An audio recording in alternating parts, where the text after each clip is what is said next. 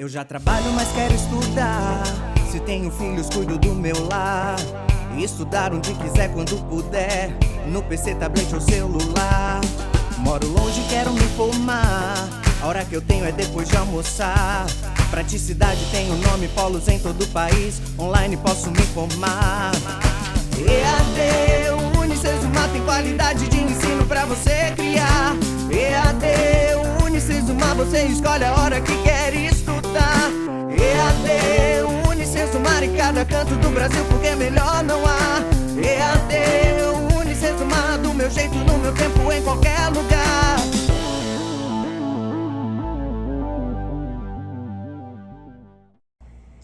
E aí, moçada, belezinha? Professor Pietro aqui para mais uma aulinha de algoritmos e lógica de programação. Na aula anterior, então, a gente falou um pouco sobre o mapa do 2 ou 1, a gente viu aí um exemplo de cálculo de médias e a gente passou, então, relembrando alguns conceitos importantes da estrutura sequencial de um algoritmo.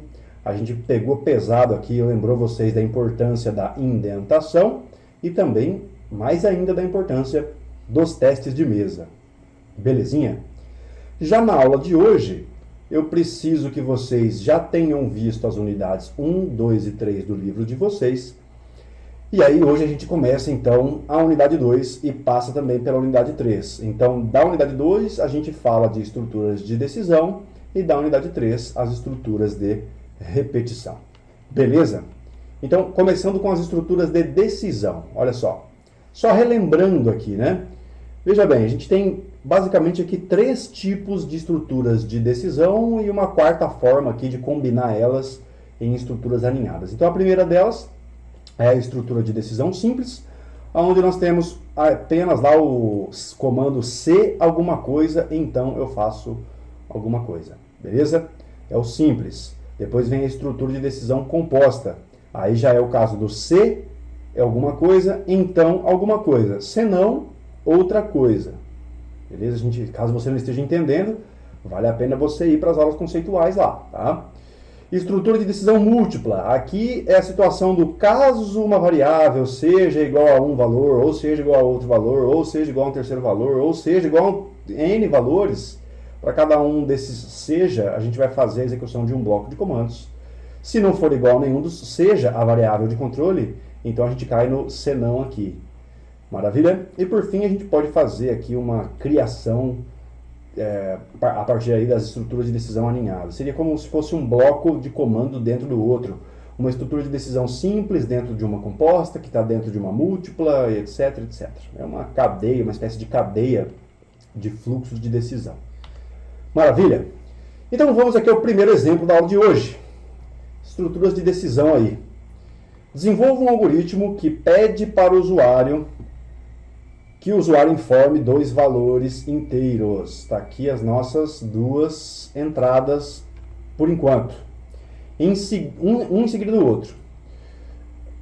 Vamos lá. O algoritmo irá exibir o resultado da multiplicação entre os 2 números, caso os números sejam iguais. Olha aqui.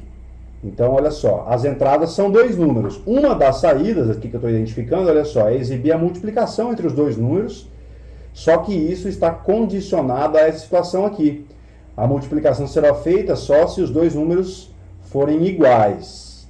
Beleza? Então, se tem condição, se a gente tem a execução de um comando ou mais que está condicionada a uma expressão lógico-relacional, a gente provavelmente vai ter o quê? Uma estrutura de decisão, seja ela simples, composta ou o que quer que seja. Beleza?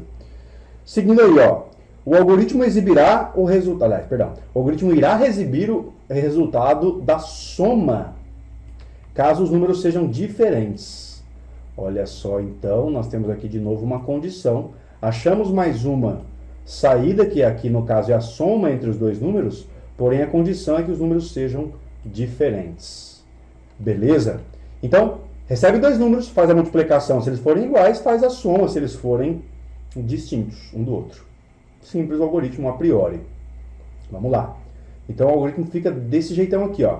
Chamei de multiplica ou subtrai. Criei algumas variáveis aqui, variável A, variável B, que vão servir como os 2 números que o usuário tem que inserir. e a variável resultado, que vai guardar ou a multiplicação ou a soma entre os dois valores que o usuário inseriu, tomando por base a condição, se os dados são iguais ou se eles são diferentes. E aqui, como o enunciado não diz, eu optei por criar variáveis inteiras, beleza? Então aí no início do algoritmo, eu peço para a máquina, escreva uma mensagem para que o usuário insira os dados. E aí a máquina fica aguardando o usuário inserir o dado A e o dado B através das instruções leia A e leia B, beleza? Depois, a gente vai cair aqui nas decisões. Então eu tenho que mostrar a multiplicação caso sejam iguais e a soma caso sejam diferentes. Tá? Então olha o que eu vou fazer. Eu vou testar. Se o valor A que o usuário digitou é igual ao valor B que o usuário digitou, então são dados iguais, e aí eu faço o quê? A multiplicação. Então se essa condição for verdadeira, eu caio aqui no caso do bloco definido pelo então, eu vou ignorar o senão e vou calcular, nesse caso aqui, a multiplicação e atribuir esse cálculo à variável resultado. Por outro lado, caso o usuário tenha inserido dados de forma que A não seja igual a B, se A não for igual a B, significa que A é diferente de B. E pelo enunciado, caindo aqui no senão, certo? Então, se isso aqui é falso, essa instrução vai ser ignorada e eu vou executar o caso do senão. E pelo enunciado, se o número ou os números que o usuário inseriu são distintos um do outro, então eu vou fazer a soma, e eu pego essa soma e atribuo para a variável resultado. No final, eu vou lá e mostro o cálculo que eu fiz. Independente se o resultado foi uma multiplicação ou uma soma, eu vou ter esse resultado sendo impresso corretamente ali, belezinha? Perdão, gente, antes de passar para frente, vamos fazer um teste de mesa rápido aqui, ó. Então, olha só, vou criar as variáveis A e B em memória, criei aqui a variável A, variável B em memória. E a variável resultado que eu vou abreviar aqui para res, beleza? E aqui eu vou deixar um espacinho para a nossa tela. Ótimo. Então aqui estão as variáveis A e B. Vou só deixar aqui quadradinho bonitinho. Não tão bonitinho quanto poderia ficar, né? Mas é porque eu estou no mouse, né, gente? Mil perdões. E aí, a nossa tela aqui. Olha só. Então, a máquina vem, cria os espaços em memória, beleza? Aí a máquina imprime na tela. Usuário, insira os dados. Vou só escrever a palavra insira aqui, mas você entende que eu abreviei os dados ali, beleza? Então aparece para o usuário o que ele tem que fazer, e o usuário vai lá e insere, por exemplo, 10 para a variável A e 10 para a variável B. Então na memória ficamos com 10 e 10. Maravilha, essas duas instruções foram executáveis. Quando a máquina chega nessa instrução aqui, o que ela faz? Ela testa se A igual a B. Quanto vale A? A vale 10. B vale 10. Então 10 é igual a 10. Condição satisfeita, vou ignorar o bloco de comandos do senão e vou executar o bloco de comandos do então. E aí eu vou fazer o quê? Vou multiplicar A, que vale 10, por B, que vale 10 também. 10 vezes 10, variável resultado, recebe 100 em memória. Recebeu 100 em memória, terminei de executar o bloco de comandos aqui, não vou executar o do senão, continuo a execução do algoritmo a partir do fim C, e aí eu encontro o escreva resultado. Quanto vale resultado em memória lá? Vale 100. Então aparece 100 para o usuário na tela. Esse foi o primeiro teste de mesa desse caso aqui.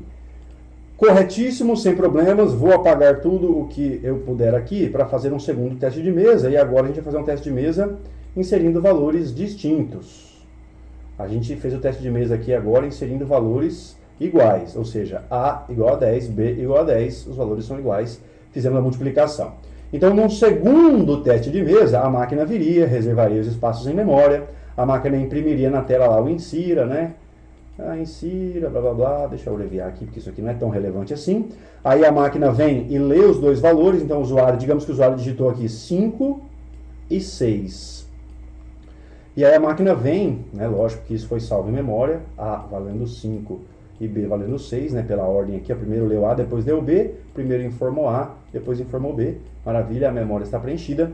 E aí a gente vem finalmente para essa instrução, se A igual a B, olha só, A vale 5, B vale 6, então A é diferente de B, portanto aqui a condição é falsa, vou ignorar o bloco de comandos do então, e vou entrar no bloco de comandos do senão. E aí eu vou executar o quê? Justamente essa instrução aqui, A mais B é atribuído para resultado. Então, quanto vale A? A vale 5 e B vale 6. Então, 5 mais 6 dá 11, resultado passa a valer 11 em memória.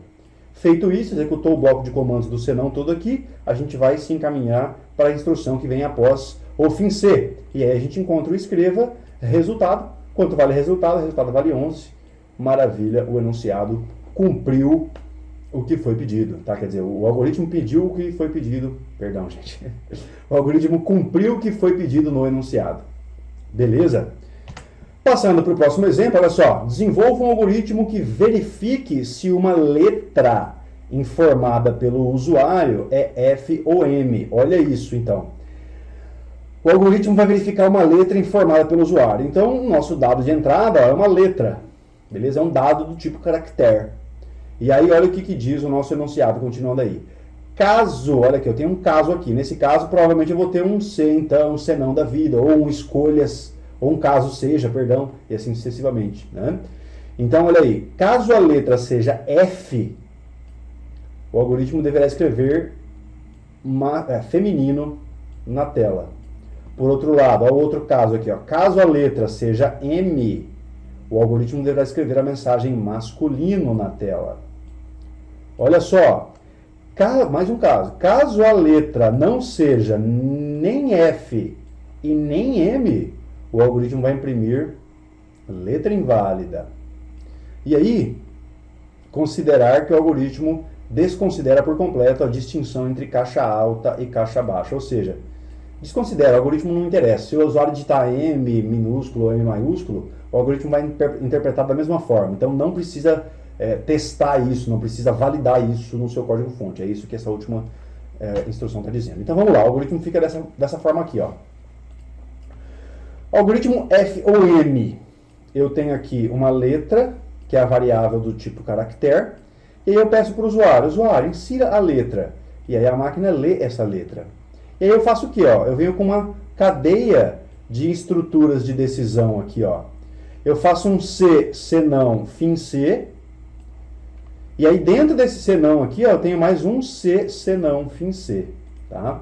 Então como é que vai ser a lógica dessa cadeia de decisões aqui, ó? Se a letra for igual a F, pronto, achei o feminino, seja F maiúsculo ou minúsculo, o algoritmo não é, para considerar que o algoritmo não é case sensitivo, então posso testar só o F maiúsculo mesmo, que está certo de acordo com o enunciado. E aí, olha só, eu escrevo na tela feminino. Escrevi feminino, se a letra é igual a F, eu vou ignorar o bloco de comandos e vou, do senão, né, claro, vou ignorar o bloco de comandos do senão, vou continuar a execução a partir do fim C e vou encontrar o fim aqui. Maravilha, o algoritmo se encerra. Por outro lado, vamos lá. Imagina que o cara digitou uma letra aqui que não é F, mas é M, por exemplo. Se a letra é igual a M, a letra não é igual a F. Então esse C aqui ele foi ignorado e a gente vai executar esse senão que está associado a esse C aqui. Tá? E aí, olha só, eu vou testar mais um C. C, letra igual a M, olha, a gente viu que letra é igual a M mesmo. Então, maravilha. Condição verdadeira. Executo o bloco desse então aqui e ignoro esse senão que está associado ao respectivo C, beleza? E aí o que eu faço? Ó, escreva masculino na tela. E aí feito isso, vou ter ignorado esse bloco de comandos, continuo a partir desse fim C aqui, acho um outro fim C ali, encontro o fim do algoritmo e o algoritmo está encerrado. Em um último caso aqui, imagine que o cara veio aqui e digitou, por exemplo, X para dentro de letra. O cara inseriu X. É o sexo X, sexo, enfim, genérico aí. Whatever, não interessa. Hoje a gente está seguindo o enunciado, a gente não está falando aqui de nada além disso, né? Então, vamos lá. Letra é igual a X? Não. Aliás, letra é igual a X. A pergunta que o algoritmo faz é, letra é igual a F? Não, letra não é igual a F, letra é igual a X. Então, ignoramos o bloco desse C aqui e vamos para o senão. Dentro do senão encontramos mais um C. Letra é igual a M? Não, letra é igual a X, que a gente acabou de ver lá. Então, de novo, esse C aqui está errado, é falso. Vou cair nesse senão. Caí no senão, não tem mais nenhuma condição, tenho simplesmente aqui uma instrução e vai aparecer para o usuário, então, a mensagem letra inválida. Afinal, ele não digitou nem F, nem M. Legal? E aí a gente cai no fim C, e aí, de novo, fim C, e aí o algoritmo chega ao seu fim. Maravilha? Mais um exemplo aí de como se usar estruturas de decisão, nesse caso, estrutura de decisão alinhada. nós temos duas estruturas de decisão compostas alinhadas, ó. Uma composta mais externa e uma composta mais interna. E aqui eu vou fazer uma pausa muito importante de novo para lembrar da indentação, olha só. Do início ao fim eu tenho um recuo, então significa que esse bloco de comandos que eu acabei de delimitar aqui, ó, ele faz parte do corpo principal do algoritmo, ou seja, ele está do início ao fim, tem um recuo ali, ó. Perceba que esse C, então, aqui, até chegar no C não, definiu um novo bloco de comandos, por isso eu tenho de novo a indentação. Ó, esse C não, até chegar no fim C, de novo, mais um bloco de comandos, indentação. Mais uma vez, ó, esse C mais interno aqui, ó, C então, até chegar no C não. Olha lá, eu dei o recuo. Esse C não até chegar no fim C, ó, tem mais um recuo para delimitar o comando dele. Então, indentação é importantíssimo. Fizemos um teste de mesa bem rápido aqui, só para você ver, mas o que eu queria chamar a atenção aqui é como se utilizar o C, C não, fim C. Gente, lembre de uma coisa, todo C obrigatoriamente está relacionado a um fim C, beleza? Todo C está relacionado a um fim C. Todo, então, está relacionado a um C. Todo C não está relacionado a um C também. Então, não existe C não, não existe então e não existe fim C sem a existência do C que deu origem a tudo isso. O que eu quero dizer é o seguinte, não existe só, imagine que não tem essa letra aqui, essa instrução não existe, imagina. Imagina que o nosso código começa daqui, ó, C não. C não, com base em quê? C não o quê? Não tem um C para eu me basear. Então, o C não sempre está relacionado ao mesmo C. E não existe fim C não. Existe fim C para um C não que está relacionado a um C. Beleza? Perceba, ó, existe um fim C para um C não que está relacionado a um C. Então, obrigatório fim C, porque a máquina não sabe quando o bloco de comandos condicionado àquela expressão lógica relacional termina. Ele só vai saber disso se você delimitar o fim C. E um C não existe sozinho. C não está sempre ligado a um C, ok? Cuidado com isso é muito motivo de erro e isso é descontado nota sim, beleza? Isso é erro sintático, tá bom? Vamos agora entrar na unidade 3 de vocês, falando agora de estrutura de repetição. Vamos lembrar aqui rapidinho da estrutura de repetição, o para. O para, ele vai começar para uma variável de controle, tá? Essa variável de controle vai começar partindo de um valor inicial. Essa variável de controle vai até um valor final. E essa variável de controle, ela vai seguir um passo, ela vai sendo incrementada passo a passo. Esse passo pode ser um incremento que ela vai pular de 1 em 1, de 2 em 2, de 10 em 10, de menos 1 em menos 1, não interessa. O passo está ali, né? Então, incremente ou decremente a variável com base no passo. Caso o passo seja omitido, lembre-se que o passo vai ser automaticamente mais 1 se ele for omitido, tá? E aí, ó, lógico, para uma variável de um valor inicial até um valor final, pulando de tanto em tanto valor, você vai fazer o quê? Você vai executar um bloco de comandos a cada incremento ou decremento da sua variável de controle. Tá? Então, a cada repetição, sua variável de controle vai aumentar ou diminuir em valor, e para cada vez que ela fizer isso, você vai executar o bloco de comandos uma vez, até que se atinja, perdão, o limite ali delimitado pelo até. Ok? Muito bem. Então, o exercício aqui é o seguinte, ó, desenvolva um algoritmo que calcule o somatório dos números inteiros compreendidos no intervalo fechado de 1 a 10. Então, olha só, como é que fica esse algoritmo. Então, de novo, vamos ver se vocês entenderam. Ó. Vamos ler de novo, na verdade. Algoritmo que calcule o somatório de números inteiros compreendidos no intervalo fechado de 1 a 10. Ou seja, o que é o intervalo fechado de 1 a 10? Eu tenho o número 1, o 2, o 3, o 4 e etc. até o número 10, beleza? Ó, são números inteiros, ok? O que é o intervalo fechado? O intervalo fechado se denota com um colchete. Significa que eu vou incluir o 1 nesse intervalo e eu vou incluir o 10 neste intervalo. Ou seja, eu tenho que somar 1 com 2, depois pegar esse resultado e somar com 3, depois pegar esse resultado e somar com 4, somar com 5, com 6, com 7. Ou seja, até que eu some tudo, chegando até o 10. Eu somo 1 com 2, com 3, com 4, com 5, com 6, com 7, com 8, com 9, somo com 10 e aí eu mostro esse resultado para o usuário na tela. Beleza? Como que eu faço isso? Agora sim, vamos ao algoritmo. Algoritmo acumulador. Então, como é que fica esse algoritmo? Olha só. Eu vou criar aqui algumas variáveis que eu vou usar. Variável soma e variável i. A variável i eu vou usar para ela variar de 1 até 10, para eu poder fazer a soma desses valores que estão compreendidos no intervalo fechado de 1 até 10. E a variável soma, eu vou chamar ela de uma variável acumuladora, ou seja, ela vai ter que ir guardando os valores que forem sendo gerados pelo i, beleza? Essa variável soma, eu vou iniciar ela com 0, tá joia? E aí eu vou fazer o seguinte, ó, para i, começando em 1, indo até 10, pulando de uma em uma unidade, eu vou fazer o quê? A cada repetição eu pego a soma e eu faço ela receber a própria soma mais o valor de i daquela repetição. Feito isso, quando isso aqui for executado até o final, eu mostro para o usuário o resultado. Olha, senhor usuário, o resultado está na variável soma, e aí ele vai ter o conteúdo disso aqui, tá? Percebam que esse algoritmo aqui ele não recebe dados de entrada do usuário. Os dados de entrada são feitos por ele próprio, através da variável i. Então, como é que vai ficar o teste de mesa disso aqui, gente? Vamos lá. Com bastante calma. A variável soma, ela é acumuladora. Então, por isso é que eu zero ela no início. Imagina que eu estou somando dois valores. Se esses dois valores são adulterados no início, a soma vai ser errada no final. Então, como que eu faço isso? Como que eu garanto que a minha soma não vai dar errada? Eu inicializo ela com 0. Tá? Vocês já vão entender o porquê disso. Olha só. Então tá, vamos lá. Para i de 1. I começou em 1. Então i está lá. I começou em 1. Maravilha. Até 10. Ou seja, eu vou ter que ver.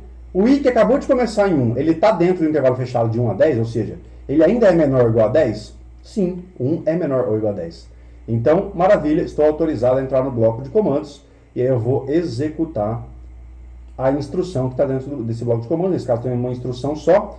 Vou fazer o quê? Vou fazer soma, recebe soma mais i. Então, soma vale 0, olha. Tá lá, deixa eu colocar soma valendo 0 aqui, né? Por quê? Porque quando eu executei essa instrução aqui, a de cima já tinha sido executada. Então, soma começou com 0 e aí eu faço o quê? Soma que vale 0... vai ser somado com i que vale 1. Então, 0 mais 1, o somatório total até o presente momento é 1, porque eu só tenho o valor 1. Entendeu o porquê do soma começar com 0? Se soma começasse com qualquer valor diferente de 0 aqui, ó, a soma inicial já começaria errada. Então, vamos ver até o final como é que isso vai ficar. Muito bem. Executei a instrução, cheguei no fim para. Quando eu chego no fim para, eu já posso encerrar o meu bloco de comandos? Parar as repetições? Não. Quando eu chego no fim para, eu faço automaticamente o quê? Eu executo o passo automaticamente. Eu quem? Eu, a máquina, né? Estou fazendo teste de mesa. Então, o passo ele vai ser feito sobre a variável de controle. Quanto está valendo i? I está valendo 1. O passo também é 1. Então, i que vale 1, recebendo o passo que vale 1 também, i vai passar a valer 2. Eu estou simplesmente somando i com 1. I que vale 1 é somado com 1 do passo e passa a valer 2. Feito isso, estou no fim para ainda. Feito isso, eu vou fazer o quê? Eu vou ver se o i ainda está dentro do intervalo compreendido entre 1 a 10. Ou seja, i que vale 2 ainda é menor ou igual a 10? Sim, 2 é menor ou igual a 10. Então, mais uma vez, o bloco de comandos vai ser executado. É assim que a gente vai fazer o teste de mesa até o final. Então, eu testo se eu ainda posso entrar nas estruturas de repetição, executei, estou permitido? Executei o bloco de comandos, chego ao final, incremento o valor da variável de controle, testo se essa variável de controle ainda está dentro do limite e continua a repetição. Beleza? É assim que a gente faz. Decore isso para estrutura para. Por quê? O pessoal reclama muitas vezes que não entende estrutura para, que acha estrutura para difícil e tudo mais. Mas não é bem assim. É só uma questão de você entender como ela funciona. Perceba que ela é muito versátil, porque ela já me dá a variável de controle, ela já me dá o valor inicial e o valor final. E o passo também. Olha só, vamos lá. Continuando a executar. Então, eu acabei de ver que o 2 está permitido, então eu vou executar mais uma vez a repetição do bloco de comandos soma, recebe soma mais i. Soma está valendo 1 aqui, ó. Soma está valendo 1. Beleza? E I está valendo 2 aqui, ó. Então, 1 mais 2 me dá 3. Soma recebe 3. Lá na memória está lá o valor de soma. Soma está valendo 3. Olha, já não vale mais esses valores. Esses valores são antigos, tá? O tempo está se deslocando nesse sentido aqui no nosso teste de mesa. Ótimo, então executei a instrução, soma acabou de valer 3, cheguei no fim para. Quando eu chego no fim para, o que eu faço? Eu incremento a minha variável de controle. I, que valia 2, passa a valer 3. Tá joia? Incrementei em 1 unidade o valor de I. 3 ainda é menor ou igual a 10? Sim, 3 ainda é menor ou igual a 10. Portanto, a estrutura de repetição vai ser executada mais uma vez. E aí, soma recebe soma mais I. Quanto está valendo soma? Soma está valendo 3. E I está valendo 3 também. Então, 3 mais 3 me dá 6 para dentro de soma aqui, ó. Então, esses valores aqui, eles podem ser já apagados, tá? Cheguei no fim para vai incrementar a minha variável de controle em 1 unidade. Então, I passa a valer 4 e não mais 3. 4 ainda é menor ou igual a 10? Sim, 4 ainda é menor ou igual a 10. Portanto, a gente vai fazer, de novo, entrar no bloco de comandos. Soma recebe soma mais I. I vale 4, soma vale 6. Eu tenho aqui um resultado igual a 10 para dentro de soma. Cheguei no fim para. No fim para, eu incremento o valor de I automaticamente. I passa a valer 5. 5 ainda é menor ou igual a 10? Sim, 5 ainda é menor ou igual a 10. Portanto, executo o bloco de comandos mais uma vez. Soma recebe soma mais I. E aí eu faço 10 mais 5, vai me dar 15 para dentro da variável soma. Maravilha. E aí, vamos lá. Cheguei no fim para. O que acontece? Variável de controle é incrementada em 1 unidade. Então, I, que valia 5, passa a valer 6. 6 ainda é menor ou igual a 10. Executo o bloco de comandos mais uma vez. Soma recebe soma mais I. 6 mais 15 me dá 21 para dentro de soma. Cheguei no fim para. Cheguei no fim para, mais uma vez, vou incrementar o valor de I em 1 unidade. O I que valia 6 passa a valer 7. 7 ainda é menor ou igual a 10, certo? Ainda estamos no limite, portanto, vamos executar o bloco de comandos mais uma vez. E aí, de novo, soma recebe soma mais I. E aí, eu vou fazer 21 mais 7, me dá 28 para dentro da variável soma. Maravilha, cheguei no fim para, vou incrementar o valor de I mais uma vez. O I passa a valer 8. 8 ainda é menor ou igual a 10. Vou executar o bloco de comandos. Soma recebe soma mais I. 28 mais 8 me dá 36. Beleza? 36. E aí eu chego no fim para. O valor de I é incrementado em 1 unidade. E sai de 8, passa a valer 9. 9 ainda é menor ou igual a 10. 9 ainda é menor ou igual a 10. Vou executar o bloco de comandos mais uma vez. Soma recebe soma mais I. Beleza? E aí, 36 mais 9 me dá 45. E aí, cheguei no fim para de novo. Vou executar o incremento. O I passa a valer 10. 10 ainda é menor ou igual a 10. 10 ainda está no intervalo. Beleza? Então, o que nós faremos? Nós vamos executar mais uma vez. Soma recebe soma mais I. Quanto vale soma? 45. Quanto vale I? 10. Portanto, 45 mais 10, 55. Cheguei no fim para mais uma vez. Vou incrementar o valor de I de novo. Vou incrementar, professor? Vou incrementar. E aí, o I passa a valer não mais 10, e sim 11. E aí que eu pergunto para você, 11 ainda é menor ou igual a 10? Não, 11 extrapolou o limite. 11 extrapolou o até do nosso para. Então, nesse momento, a estrutura de repetição encerra as suas iterações e o algoritmo continua a partir dali. E aí aparece para o usuário o seguinte: resultado, senhor usuário, 2 pontos, é igual a soma, que é igual a 55 aqui. Beleza? Então, a soma de 1 com 2, com 3, com 4, com 5, com 6, com 7, com 8, com 9, com 10 dá 55. Experimenta fazer na calculadora aí para você ver se não dá mesmo. Você vai ver que é exatamente isso que acontece. E aí o nosso algoritmo se encerra porque a gente chega no fim. Beleza?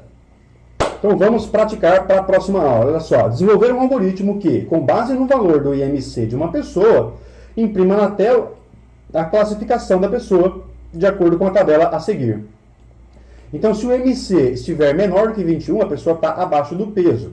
Se o IMC estiver entre 21 e 30,75, e aqui é intervalo fechado, beleza? Aqui é intervalo fechado, o peso é o peso padrão. Se a pessoa tiver com peso superior, aliás, com IMC superior a 30,75, ele está com sobrepeso, tá? Seguindo aí, ó, desenvolver um algoritmo que imprima na tela a tabuada do número 3, usando estrutura de repetição para isso, tá? Próximo exercício, desenvolver um algoritmo que pede para o usuário informar 5 valores numéricos e, ao final, o algoritmo deverá informar qual foi o maior número informado. Restrição para esse algoritmo. Seu algoritmo deverá utilizar no máximo 3 variáveis. Então, fica a dica, você só vai conseguir resolver isso com estrutura de repetição também, tá? Resumindo, gente, o que a gente viu na aula de hoje? Então, falamos de estruturas de decisão simples, composta e aninhada. Falamos de estrutura de repetição. Basicamente, falamos do se então, se não, e também da estrutura de repetição, o para. Legalzinho? Se preparem então, que na próxima aula eu gostaria que vocês tivessem estudado já as unidades 1, 2, 3 e 4 do livro de vocês, tá bom? Vejo vocês na semana que vem, ou ainda, vejo vocês hoje na aula ao vivo, mas na aula gravada só semana que vem. Tá joia? Grande abraço e até mais. Tchau, tchau. EAD, Unisesumado, meu jeito, no meu tempo, em qualquer lugar.